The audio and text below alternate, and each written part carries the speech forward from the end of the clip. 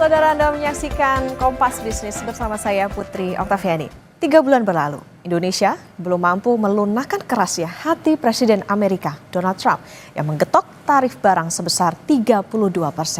Tak ada yang berubah, tarif tetap di 32%. Indonesia belum sukses meski sudah menawarkan impor lebih dari 500 triliun rupiah agar defisit Amerika Serikat tak makin membuat Trump murka. Satu sisi saudara, Amerika Serikat seakan tahu bagaimana mempermainkan Indonesia dan negara lain dengan mengundur pengenaan tarif sampai 1 Agustus. Negara mitra dagang kembali diberi waktu hampir 3 minggu untuk bernegosiasi lagi. Di satu sisi, negara-negara yang gabung dalam BRICS Plus atau kalau kata Trump ini adalah kelompok anti-Amerika seakan merespon santai ancaman Trump. BRICS mengklaim tidak ada yang menang dalam perang dagang. Benarkah? Kita ke data berikutnya. BRICS boleh aja santai, tapi Indonesia tetap harus waspada. Sebab saudara, negara-negara pesaing ekspor justru dapat tarif yang lebih rendah. Misalnya nih ya, kalau Indonesia itu kan 32%. Nah, Vietnam dalam tarif terbaru pesaing Indonesia soal tenaga kerja dan rumah bagi manufaktur ini hanya dikasih ini 20%. Padahal sebelumnya Vietnam itu 46%, yang artinya 14% lebih tinggi dari tarif Indonesia. Jepang dan juga Malaysia ini juga sama-sama dapat 25%. Apakah Indonesia harus waspada sebab daya saing produk ekspor Indonesia ke Amerika Serikat bisa lebih lemah? Nah, ekspor Indonesia terbesar ke Amerika Serikat itu adalah mesin elektrik dan peralatan sekitarnya. Kemudian pakaian jadi dan alas kaki. Produk-produk ini saudara banyak dihasilkan di Vietnam yang kena tarifnya lebih rendah ya dari Indonesia. Tentang elektrik juga Indonesia bersaing dengan ini dia Malaysia dan juga Jepang. Apakah getokan Trump sampai sini saja? Jawabannya enggak. Kata Kepala Kantor Komunikasi Kepresidenan atau PCO, Hasan Nasbi, tim negosiasi sudah kembali ke Amerika Serikat untuk melobi tarif. Salah satunya Menko Ekonomi Erlangga Hartarto. Kita sudah berada di DC. Pagi ini tim negosiasi kita yang akan melanjutkan diskusi itu sudah berada di DC. Dan Bapak Menteri Koordinator Perekonomian sedang dalam perjalanan dari menuju DC. Tanggalnya kan dimundurkan jadi tanggal 1 Agustus. Artinya ada beberapa minggu kesempatan kita untuk bernegosiasi dan bangsa kita, pemerintah kita sangat optimis dengan negosiasi dan tentu hubungan baik itu bisa menjadi modal sosial yang bagus untuk melanjutkan diskusi dan negosiasi di sana. Ngomong-ngomong soal BRICS, jadi BRICS ini kan mengadakan konferensi tingkat tinggi ke-17 pada 6 sampai 7 Juli 2025 di Brasil. Nah, Brasil ini kan merupakan ketua BRICS 2025 dan kini beranggotakan 11 negara termasuk Indonesia. Nah, ini sekaligus KTT BRICS pertama bagi Indonesia. Trump menilai kelompok BRICS ini adalah negara-negara yang anti sama Amerika Serikat. Oleh sebab itu, siapapun yang ada di dalamnya akan kena getok tambahan 10%. Jadi 32 tambah 10. Indonesia resikonya kena 42%. Nah, BRICS dalam deklarasi di Rio de Janeiro bilang ada kekhawatiran serius atas tarif impor yang dinilai ilegal karena tidak konsisten dengan aturan Organisasi Perdagangan Dunia atau WTO. Yang menarik saudara, pernyataan ini tidak spesifik bilang nama Trump. Jadi gimana respon lawan Trump di BRICS? Kita ke data selanjutnya. Oke, ini kata Presiden Rusia Vladimir Putin. Segala indikator menunjukkan model globalisasi liberal mulai usang. Pusat aktivitas bisnis kini bergeser ke pasar negara berkembang. Pernyataan Putin ini menarik ya, seakan santai dan punya kepercayaan diri yang luar biasa. Liberal atau model dagang Amerika Serikat di dunia udah ketinggalan zaman alias kuno.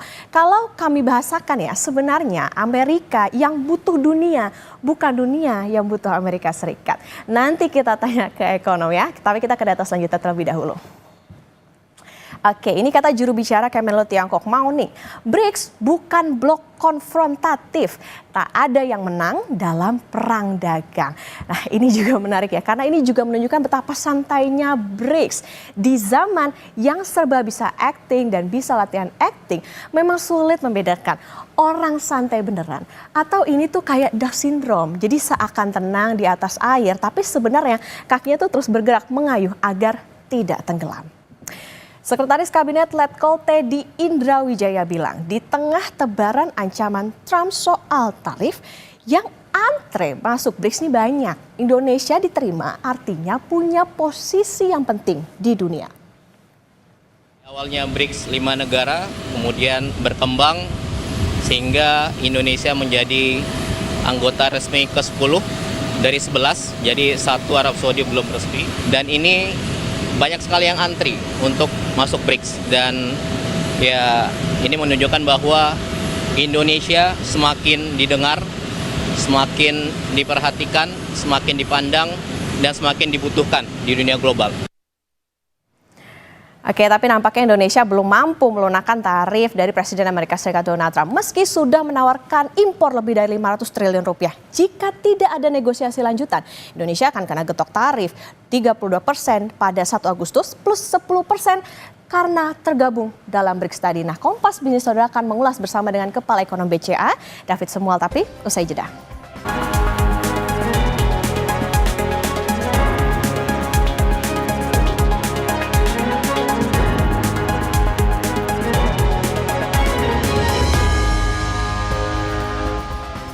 Kembali lagi di Kompas Bisnis Saudara, dan Kompas Bisnis akan tanya ke Kepala Ekonom Bank Sentral Asia atau BCA David Semual tentang getok tarif Trump, lobby yang belum membuahkan hasil dan sikap BRICS. Selamat pagi Pak David.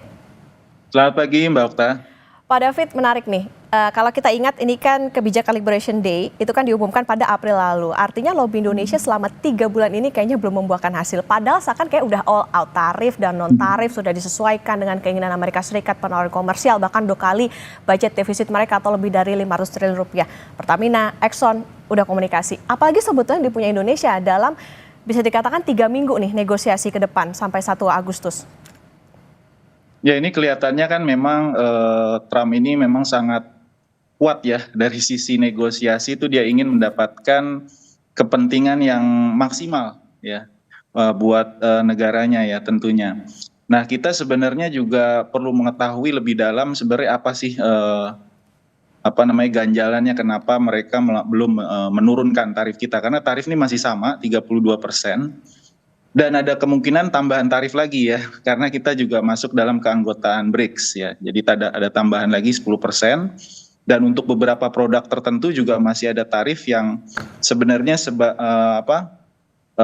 ikutan dari tarif yang dikenakan waktu era Trump 1.0 ya. Jadi masih ada tambahan tarif juga untuk beberapa tarif lain, untuk beberapa produk lain. Nah untuk Indonesia sendiri ya memang ada beberapa hal mungkin yang masih menjadi ganjalan ya. Kemungkinan besar mungkin yang kaitannya dengan non tarif ya.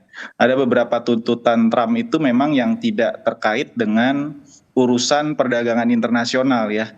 Dan ini memang kaitannya juga erat dengan kepentingan ekonomi nasional kita juga ya. Jadi memang mungkin di sini masih ada tarik menarik dan harapannya dalam negosiasi kan ini take and give ya, ada beberapa yang kita berikan dan juga kita ingin juga dari pihak Amerika juga memberikan semacam fleksibilitas juga untuk beberapa hal lain yang mungkin menyangkut national interest kita juga.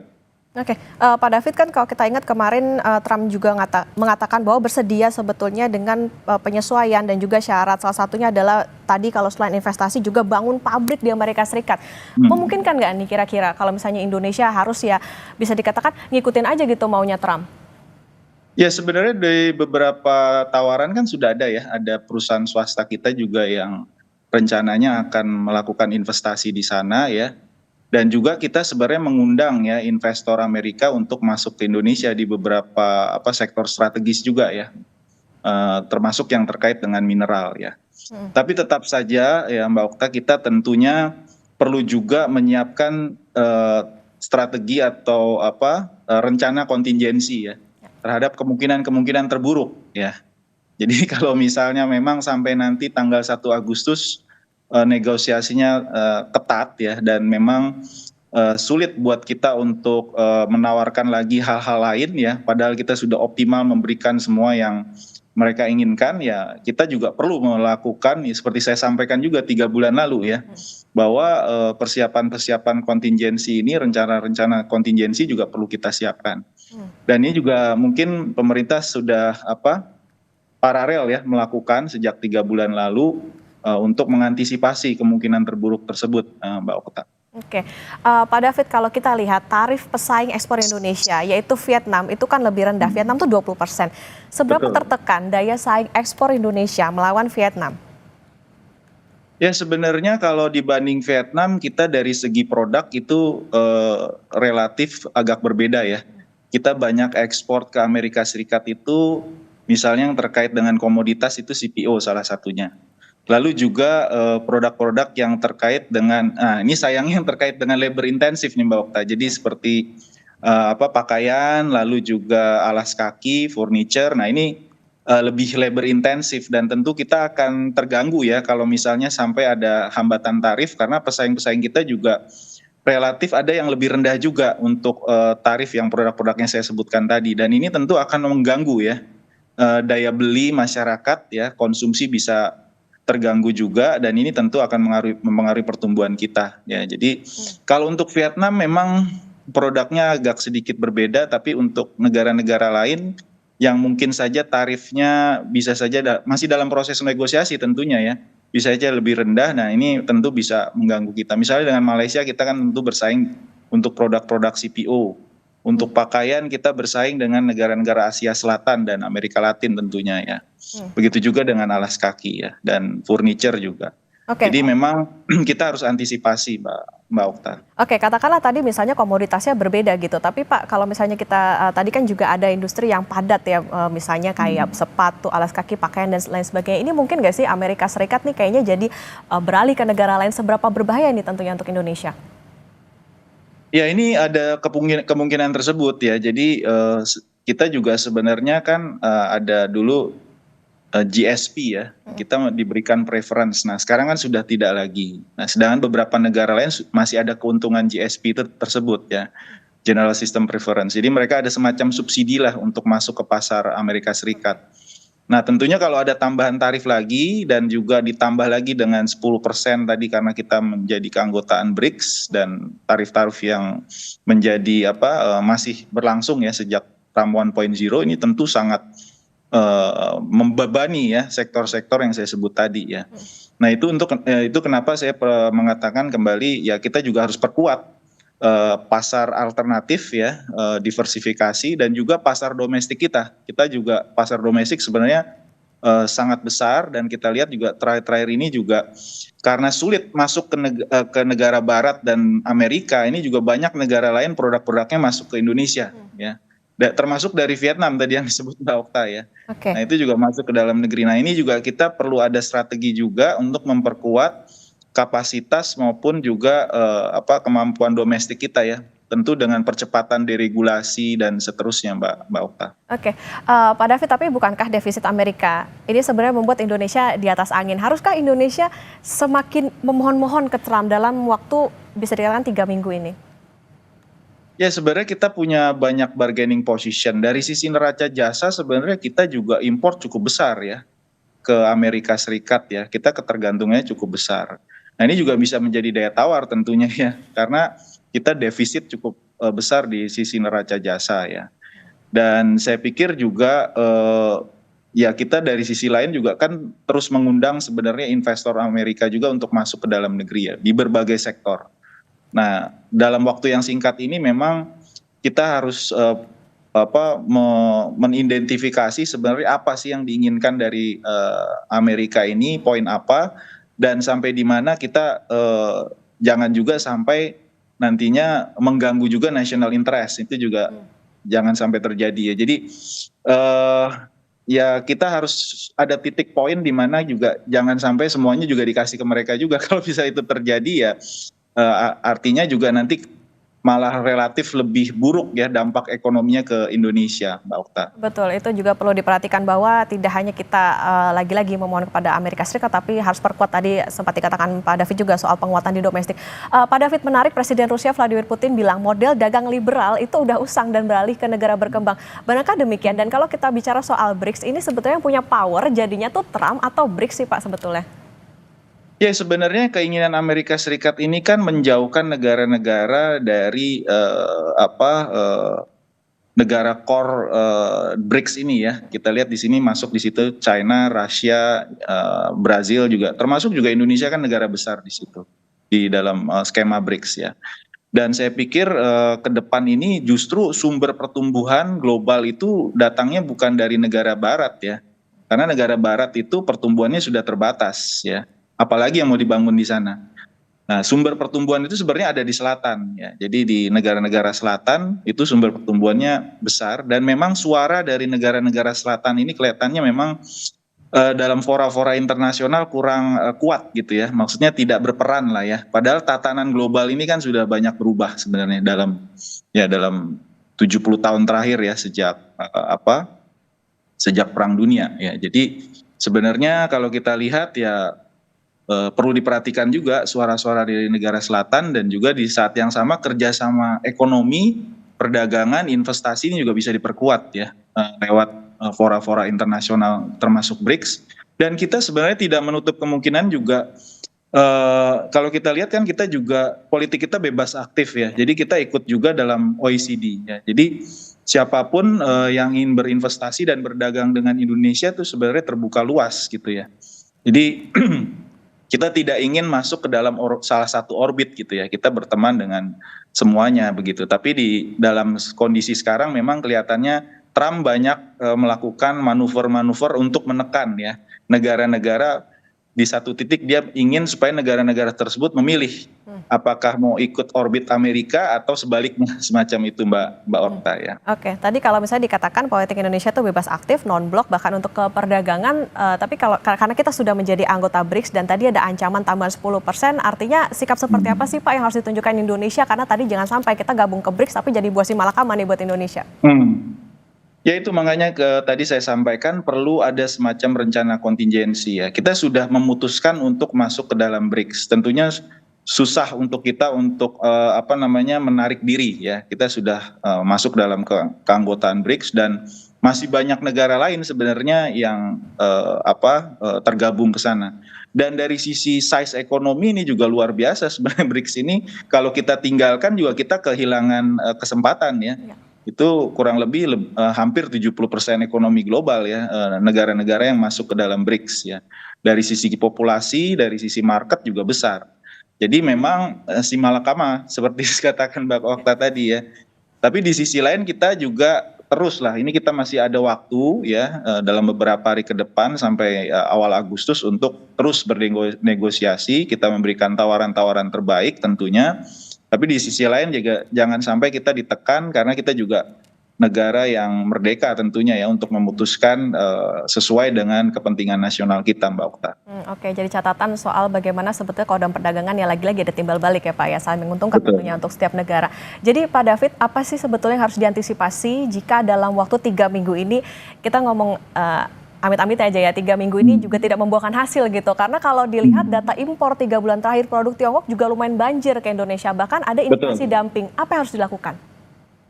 Ya tadi kita harus lakukan percepatan diregulasi, kapasitas domestik diperkuat ya, kita ada program-program nasional yang memang bisa mendorong pertumbuhan, tapi di saat yang sama juga kita harus perkuat kapasitas dalam negeri, karena kalau kita dorong program nasional tersebut tapi kapasitas dalam negerinya tidak cukup, tentunya kita akan mendorong import lebih besar lagi ya, itu yang kita khawatirkan. Di saat yang sama ya kita juga menjaga ya untuk produk-produk vital yang penyerapan tenaga kerjanya besar ya, saya pikir perlu juga diadakan aturan-aturan yang lebih restriktif juga ya, karena kita juga harus melindungi industri nasional kita ya. Kita tidak ingin daya beli masyarakat menurun, masyarakat tidak punya pekerjaan dan ujung-ujungnya tentu akan mengganggu ya kondisi sosial ekonomi dalam negeri tentunya. Nah di saat yang sama ya kita terus melakukan diversifikasi produk yang kita ekspor ya, bukan hanya bertumpu pada sektor-sektor yang saya sebut di depan tadi ya, termasuk juga kita melakukan terus hilirisasi dan di saat yang sama kita melakukan diversifikasi negara-negara tujuan ekspor kita. Jadi saya sebutkan negara-negara BRICS ini potensinya besar sekali ya. Jadi dan ini growth-nya lebih kencang, pertumbuhannya lebih kencang ya dibandingkan negara-negara yang kita sebut old economy ya. Old economy ya Eropa, Amerika ini kan old economy. Yang memang kapasitasnya untuk tumbuh sudah terbatas ya. Jadi saya pikir ini kesempatan juga kita untuk perluasan pasar. Di saat yang sama ya politik kita kan bebas aktif ya, terus kita lakukan kerjasama juga dengan OECD. Ini penting juga OECD karena kita kalau ikut OECD kita mendapatkan juga semacam nilai plus ya, karena OECD ini kan memiliki standar-standar benchmark internasional yang diakui banyak negara maupun perusahaannya. Jadi ini juga bisa membantu lebih banyak lagi investasi masuk ke Indonesia, Mbak Okta. Oke, ini kayaknya kekuatan BRICS ini juga perlu diperhitungkan begitu oleh Presiden Amerika Donald Trump. Karena tadi kalau kita mengingat bahwa Indonesia menjadi anggota BRICS, jangan sampai jadi buah si malakama balik lagi. Tapi pemerintah juga selain negosiasi harus juga tentu memperhatikan bagaimana kondisi dalam negeri, diversifikasi pasar, perkuat domestik, program dukung pertumbuhan, juga memperhatikan kapasitas dalam negeri dan juga jaga produk supaya terutama yang serapan tenaga kerjanya besar ini juga bisa berdampak tidak hanya untuk memikirkan ekspor saja tapi juga berkembang di dalam negeri. Terima kasih Kepala Ekonom Bank Sentral Asia atau BCA Pak David Sumual sudah bersama di Kompas Bisnis. Sehat selalu Pak David. Selamat pagi Mbak Okta, terima kasih.